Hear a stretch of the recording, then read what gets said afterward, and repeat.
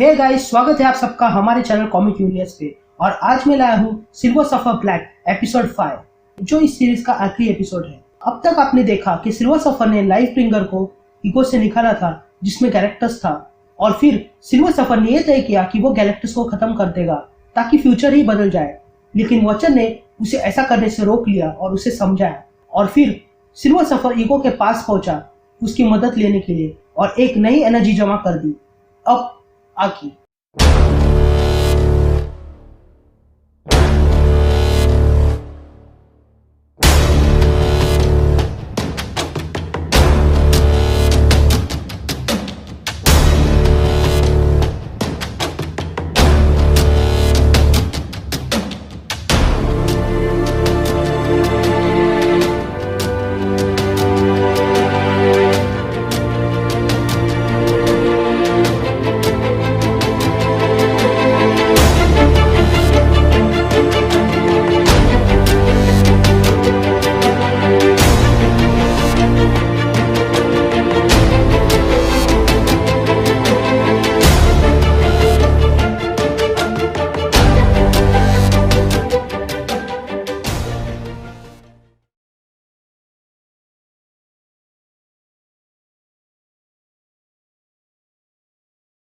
कहानी की शुरुआत में हम सिल्वर सफर की आवाज सुनते हैं जो कहता है, मेरा अब वक्त आ गया है।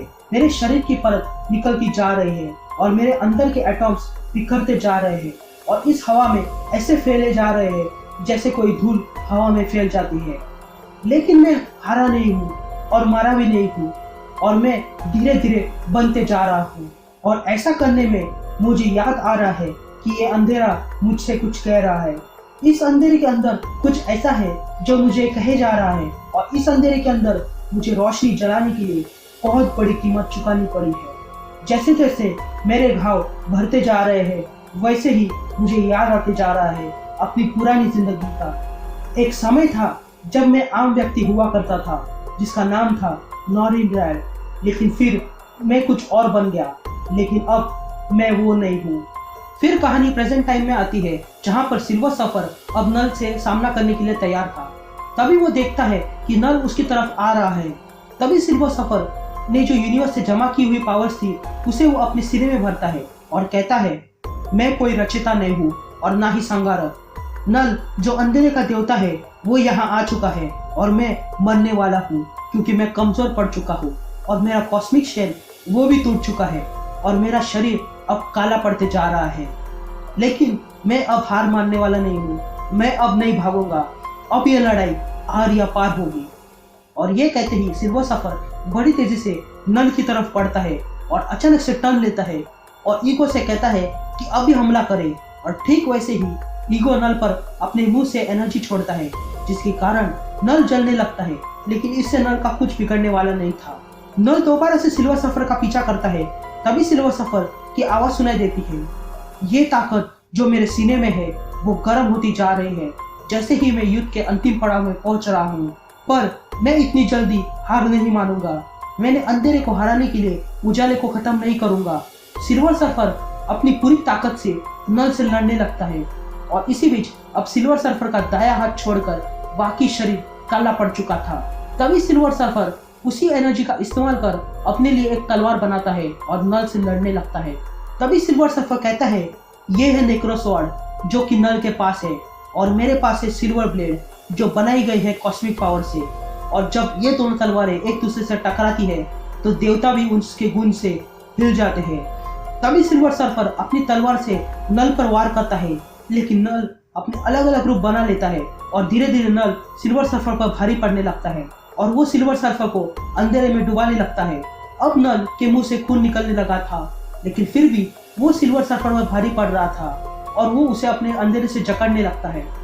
तभी नल सर्फर से कहता है, बहुत हो गया, अब ये रोशनी मेरी है। तभी सिल्वर सफर नल से कहता है, तो फिर ये ले लो। और ये कहते ही नल उस लाइट को सिल्वर सफर से निकालता है, लेकिन नल उस रोशनी को सह नहीं पाता और वहां पर एक बड़ा धमाका हो जाता है। नल फिर भी सिल्वर सर्फर पे हमला करने के लिए आता है, लेकिन सिल्वर सर्फर अपनी बची हुई ताकत से उसे दूर फेंक देता है, इतना दूर कि वो कभी लौट ना आए।